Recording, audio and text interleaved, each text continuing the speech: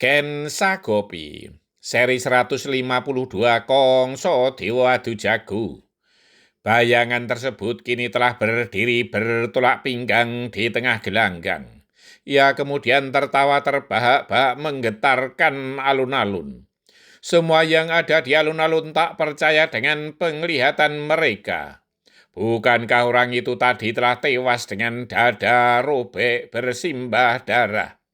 Orang tersebut adalah Dityo Suratimontro yang kini tampak segar bugar, tak ada bekas luka sedikit pun. Bahkan orang-orang dari golongan sakti pun kagum akan kesaktian Dityo Suratimontro yang telah tewas, namun kini hidup kembali. Mereka belum mengetahui bagaimana hal itu bisa terjadi.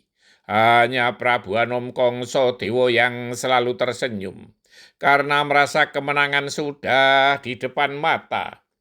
Para bebotoh yang menjagokan Dityo Suratimontro sebagai pemenang, yang tadinya sudah merasa kalah taruhan, kini bersorak kegirangan.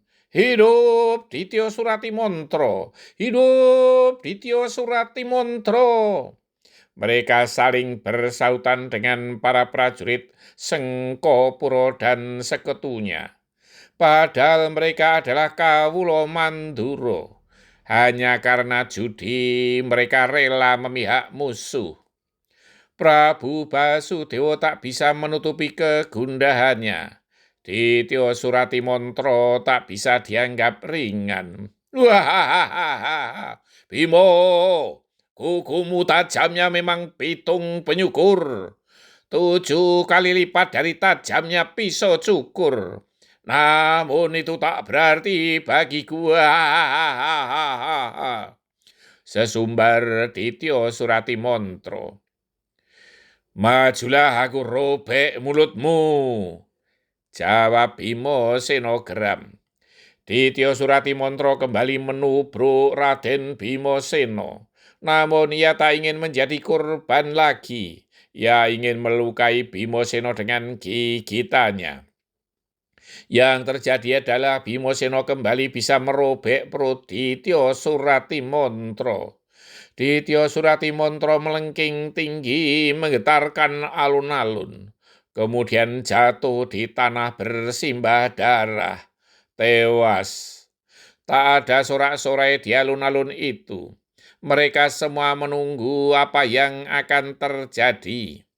Jasad Dityo Suratimontro kemudian diusung kembali ke belakang panggungan yang ditempati oleh Prabu Anom Kongso Dewo. Sejenak kemudian Dityo Suratimontro kembali meloncat ke tengah gelanggang dengan tertawanya yang semakin keras. Kali ini ia sambil menari-nari kegirangan. Tidak ada sorak-sorai mereka ternganga melihat tingkah Dityo Suratimontro. Mereka kini meyakini bahwa Dityo Suratimontro memang sakti Mondro Kuno. Raden Kokrosono sangat geram, namun ia tak tahu mesti berbuat apa. Sedangkan Raden Noroyono masih tetap tenang, bahkan kadang senyumnya masih menghiasi bibirnya. Di tempat terpisah, Raden Permati heran juga atas kesaktian Dityo Suratimontro yang selalu bisa bangkit kembali walau sudah tewas. Petro, lihatlah apa yang terjadi. Kasihan Kang Mas Brotoseno bisa putus asa dan kehabisan tenaga. Perintah Raden Harjuno. Raden Harjuno biasa memanggil kakaknya itu dengan sebutan Brotoseno. "Nggih, Gus," jawab Petro. San, montro bulampuh temenan celetuk Bagong. Walah Gong, kondo temenan wae nganti duwer, saut Gareng. Kali ini Raden Bimo Seno tidak hanya sekedar menunggu. Ketika Dityo Suratimontro masih menari-mari di tengah gelanggang, segera diterjangnya.